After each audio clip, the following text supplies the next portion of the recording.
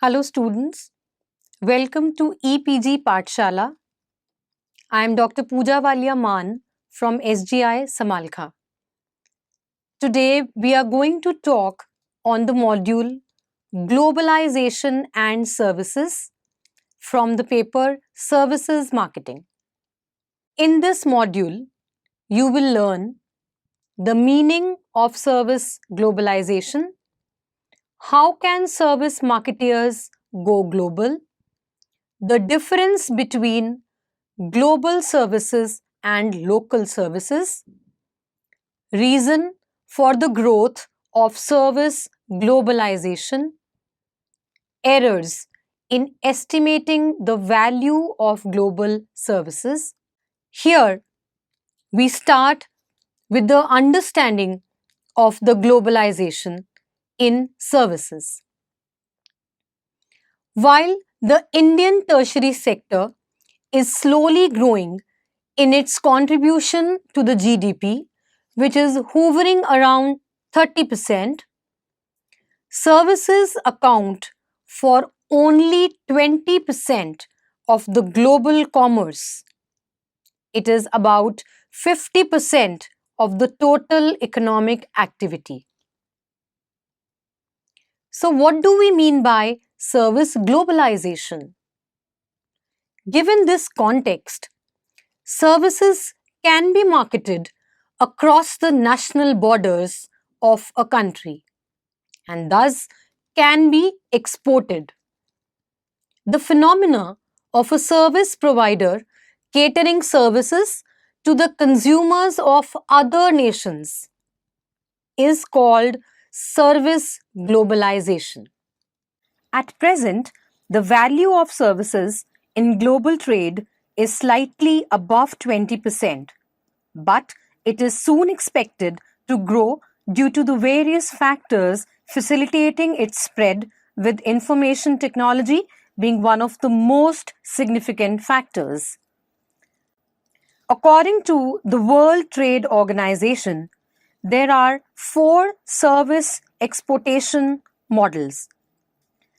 Firstly, when a service is marketed across the national borders like the air tickets. Secondly, when the consumer crosses the border to avail a service like for getting a medical treatment in another country or a tourist visiting a country for recreational purposes. Thirdly, an organization opens a subsidiary in a foreign country to market services like a restaurant opening its branches in a new country. And lastly, when a professional is sent by an organization to deliver a service across the border, like a consultancy organization sending an expatriate to another country for delivery of services. Statistically speaking, only the first 2 models of global services are accounted for the globalization of services. It is important to note that most of the global service value is generated through the third model. Today, the service sector across the globe is witnessing a revolution and is driving an intangible economy structure with professional services like banking and various IT-enabled services being a precursor of this unprecedented boom in the global delivery model. Similarly, in the consumer markets, media and entertainment are increasingly becoming global, and the players are reinventing themselves to reach out to a larger global audience using newer distribution platforms like Google. Thus, service globalization is a unique opportunity for the developed economies to export their knowledge of the tertiary sector and increase their share of international commerce. The potential markets for service export are numerable, with attractive rewards as compensation for the time period till emerging economies like India, China, and South Africa enter the game at such a large level. So let's talk about one of the most important topics in this module, global services. Global services are intellectual professional services which can be catered to a wider consumer segment.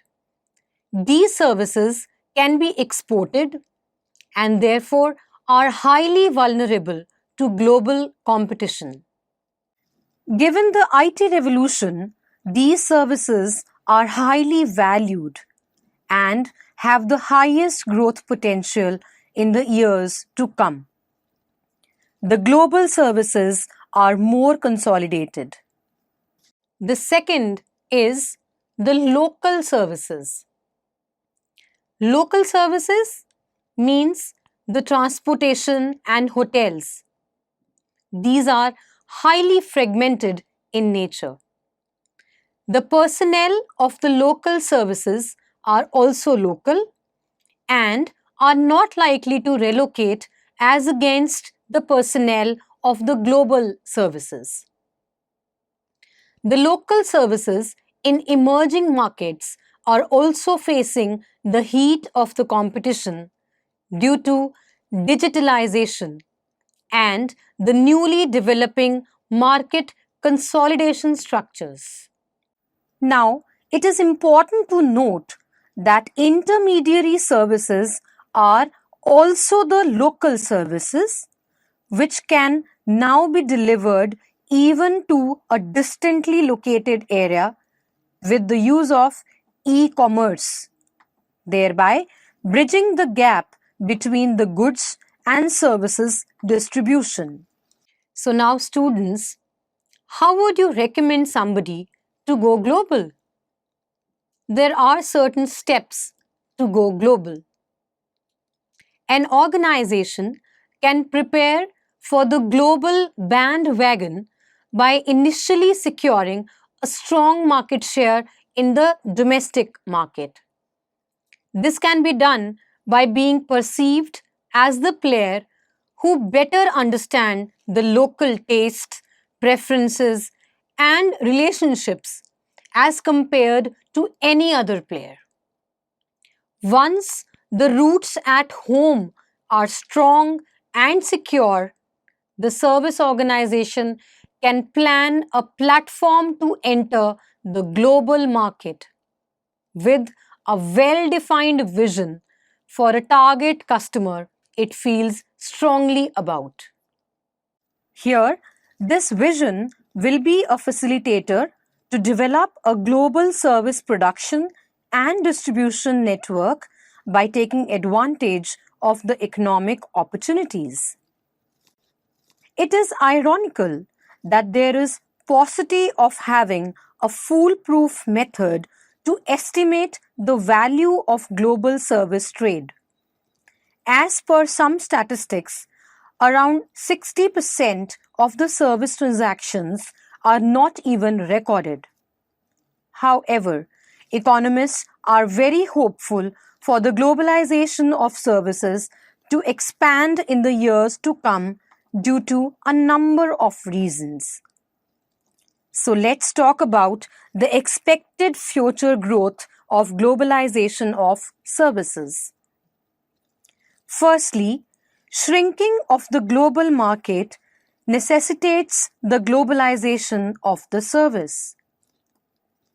Secondly, a widespread of information technology powered by the booming application of internet will facilitate the growth of services. Thirdly, the emerging economies will not only demand some higher end value services from the developed economies, but also be a supplier of certain services to the underdeveloped economies. And lastly, there is a progressive movement towards lowering the national barriers for the entry of service providers in various countries. While currently the services contribute just a 20% to the overall annual global trade, the secondary sector spurs up to 72%. As discussed, the basic reason for this big divide is the local nature of services, which cannot be exported due to lack of any substantial value addition. All said and done, there can be a number of factors leading to errors in building the data for globalization of services. Let us look at the errors in estimating the value of global services one by one. The first error is overlooking the service transactions within the company. Very often, the value of the intra-company services is not accounted for in the calculation of the service globalization value. As per the data of the WTO, at present, about 26% of services are exchanged with the organizations, that is, between the parent and the subsidiary organization. It is not much less than 30% goods moved within the organizations across the national borders. However, in actuality, this value calculation is underestimated since the value of the ideas and knowledge shared through documents, mails, and telephonic conversations on routine basis from the parent organization to the subsidiaries may not have been quantified and hence may not have been accounted for. The second error could be the IT services statistics not captured.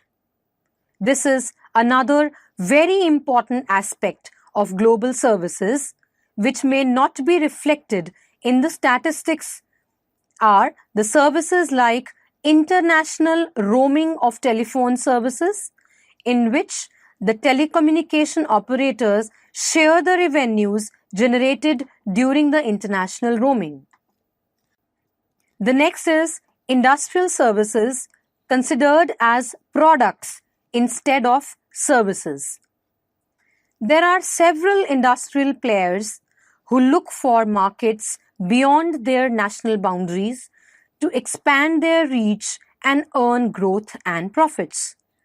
There are several big industrial players like Apple, IBM, GE, who have expanded their markets to the international business consumers. However, the value of these services are considered as industrial exports and hence recorded under goods and not under the services heading. Therefore, a significant portion of global services are not recorded for. Let us come to the next error: expartite services not accounted for. It is a common business practice to send the personnel of parent company to the subsidiary company in a foreign nation for a short workshop or a short assignment. Similarly, a specialized professional may be sent to a foreign country to fix some technical glitch or maybe to provide some sort of a consultancy. Such services, though delivered across the domestic frontiers, are not accounted for in the global services. Thus, from the errors of statistical accounting of the global services, it may be assumed that the actual share of 20% could actually be doubled if the share of traded services was calculated in a different fashion. So, can we talk about globalization of services in the futuristic perspective? Even when the conservative estimates of the WTO are considered, the global services are reported to be growing at the rate of over 7.7% since last 2 decades. However, in the coming decades, the growth rate is expected to be explosive with more than 30%. There are many reasons responsible for such an anticipated explosive growth rate. The first of them is the digitalization of services. Since the year 2007, there has been a boom in the value of data shared over the internet. The digital revolution has had a significant impact not only on the business markets but also on the consumer markets, encompassing wide range of fields like advertisers, technical professionals, BPO, KPO, etc. Use of information technology has made the service trading easier between the companies and between countries. This has also facilitated in reducing the market barriers and increased the competition substantially. It is important to note that in case of online advertising, Google alone has a huge share across the international market. Another successful example is that of Amazon, which alone accounts for 60% of the digital books marketed in the world.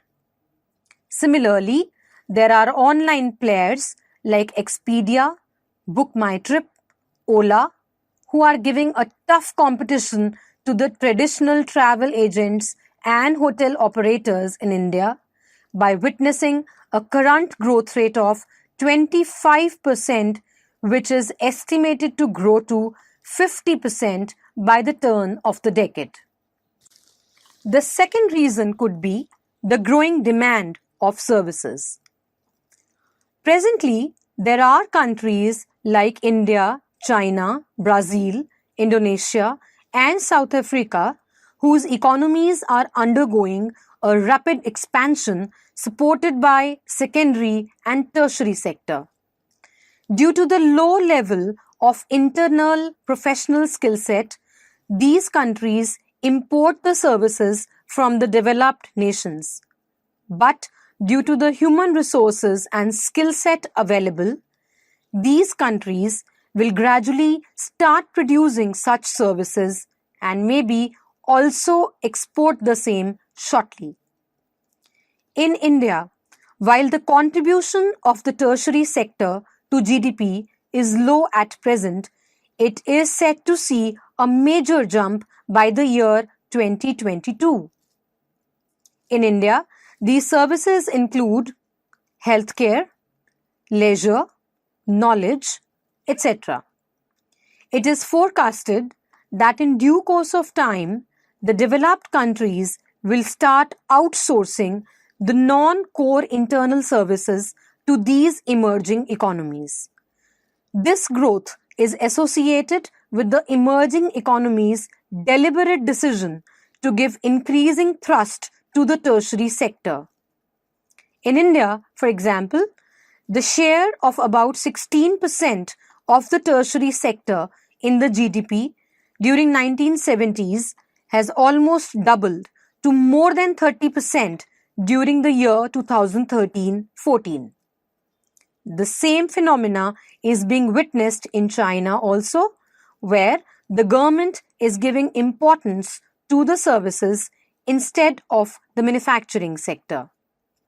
All these factors are set to expand the global service market. Let us come to the third responsible reason, that is deregulation of national markets. In the aftermath of the colonial rule, the newly liberated countries were skeptical of the foreign rule and hence developed a protectionist attitude towards the domestic industry. This, for long, has been a deterring factor to the globalization of services in these economies.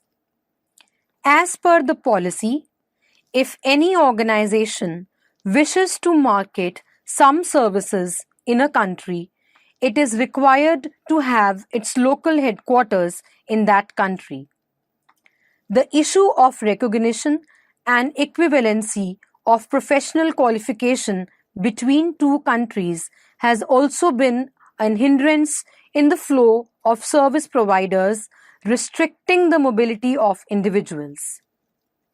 There are cultural services where there is a restriction imposed through quotas intended to protect the local industries. For instance, in Europe, out of the total content produced to be aired on television, 60% should be developed locally. While the deregulation of services have long been a topic of discussion in various international trade agreement meetings, nothing substantially has been worked out for the internal agreement on services as yet. Interestingly, the opening of the local markets has largely been a result of revolution in information technology and not due to the deliberate attempts of the national or federal governments.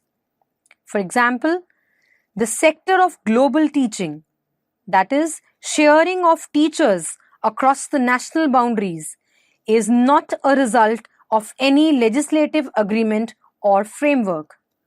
It has just emerged as one of the ways of exposing the local students to international subject experts.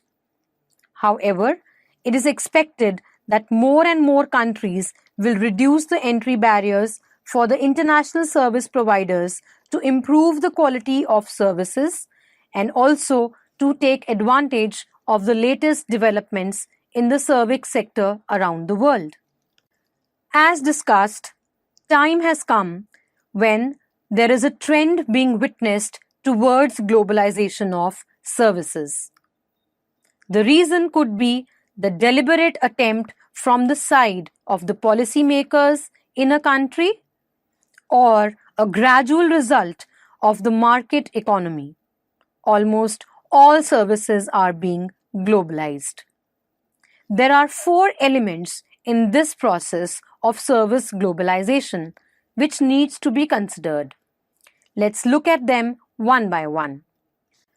The first is Global Service Network. It is pertinent for the service marketeers to look for the target market outside their national boundaries and offer their services to cater to the local needs of the new market. This trend is being witnessed by the like of professional services in banking and various IT services. These services have been quick in developing and expanding their service delivery networks to the underserved markets by establishing a global delivery model by combining the local markers' proximity. For instance, the HSBC Bank has developed 15 service plants. These are the bank's operational branches to process the demands of its about 7,500 smaller branches. Similarly, Google has invested in opening 6 data centers for its data consolidation across the various continents. Such examples on a smaller scale are also common for Amazon, Apple, Expedia, to name a few. This network services the target markets at 3 levels: a global decision center, consolidation of the key data, and the basic administrative services by centralizing it in any country where tax may be saved. The second is the local offices, which are outlets or branches where the customers are offered a local point of contact to materialize the functions of prospect search, sales, delivery, and customer care, etc., where the choice of location of the local center is largely influenced by the level of infrastructural development and size of the target market. The second is time to enter the market. Well, students, in a service network economy, the marginal utility of the actual users of a service is positively proportional to the total number of consumers. Thus, it is vital for a service provider to earn that first mover's advantage in a new market. Some very successful examples are the current market shares of the US based Google, with 70% of the share of the total search engine market in India. And how can we forget the Facebook, with over 50% of the share of the social media network in our country? Let's move ahead with the next point: standards and norms of global services. It is important for a service provider to market its services on a standard platform of the target market. Often, it is desirable to integrate the current technologies of the organization in the local language. There is no doubt that the globalization of the IT services was possible due to the standardization of the operating system. It is interesting to note in this context that the share of three leaders in the ERP, that is, Oracle, SAP, and Microsoft, grew from 39% to 55% within a period of 3 years due to the standardization of the operating network and adaptation to the local markets. The last is the service hub positioning. Another critical decision to be taken is the location of the services. If the services hub is centralized with the key decision-making functions, relocation may not be the wise step. However, not decentralizing could result in the loss of market share and the local connectivity. So, students, let us now summarize what we have learned in this module. To begin with, globalization of services refer to the marketing of services across the globe to the predefined target consumers. Service globalization is a concept expected to boom within a few years thanks to the increasing use of information technology. With sufficient support from the creation of the required service ecosystems and lowering of the national barriers for the smooth movement of services beyond the national boundaries, a service provider can enter into the foreign bandwagon by creating a strong vision of his business portfolio. Global strategy must be well structured and defined, with all the functions and strategies aligning to the greater vision. Global services are the services being marketed to satisfy the needs of the consumers across the national boundaries of a country, while the local services like e-commerce, domestic transport, hotels are also becoming global, of course, with the help of information technology, where the services can be purchased from an international market. Global services accounts for most of the international service trade, like consultants, etc. There are several errors in calculating the value of the global services, like the parent organization not calculating the value of services rendered by its specialists to a subsidiary which is located in a foreign soil. Industrial services and expertise services being exempted from addition in the global service head. and difficulty in estimating that it based the international services. However, due to digitalization, demand of emerging economies and reducing of the entry barriers for the international services by many emerging economies, the service sector share in the global trade is set to expand exponentially. Thank you.